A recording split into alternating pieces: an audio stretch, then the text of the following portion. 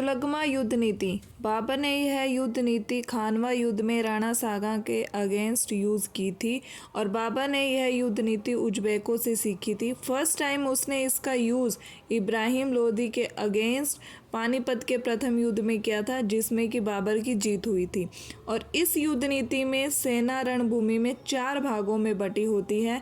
2 टुकड़ी बादशाह के लेफ्ट और राइट में होती है, जिसमें तेज घुड़सवार होते हैं। बाकी जो 2 टुकड़ी होती हैं वो बीच में खड़ी होती हैं, जिसमें से एक रक्षा पंक्ति होती है और उसके जस्ट पीछे तोपखाने और धनुष बाण में माहिर निशानेबाज होते हैं।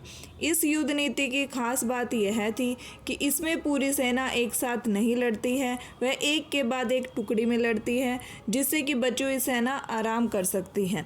जैसे ही दुश्मन की सेना आगे बढ़ती है, तोप और तीर उन पर दाग दिए जाते हैं। हाथी और घोड़े जो यूज़ किए जाते थे युद्ध भूमि में, उनके चारों तरफ धुआं धुआं हो जाता था और धमाकों का इतना शोर होता था जिससे हाथी घोड़े सब इतने डर जाते थे कि वो वापस भागने लगते और अपनी सेना को कुचलने लगते।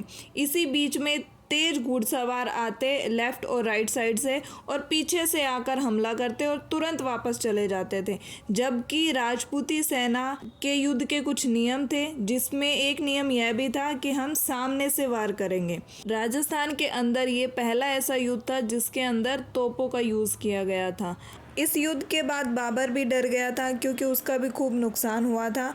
उसने इस युद्ध को अपने जीवन का काला दाग बताया। कर्नल टोड ने लिखा कि बाबर के मन में दोबारा महाराणा सांगा से लड़ने का भय इतना अधिक था कि उसने गर्मी का बहाना बनाकर युद्ध का विचार छोड़ दिया और वापस चला गया।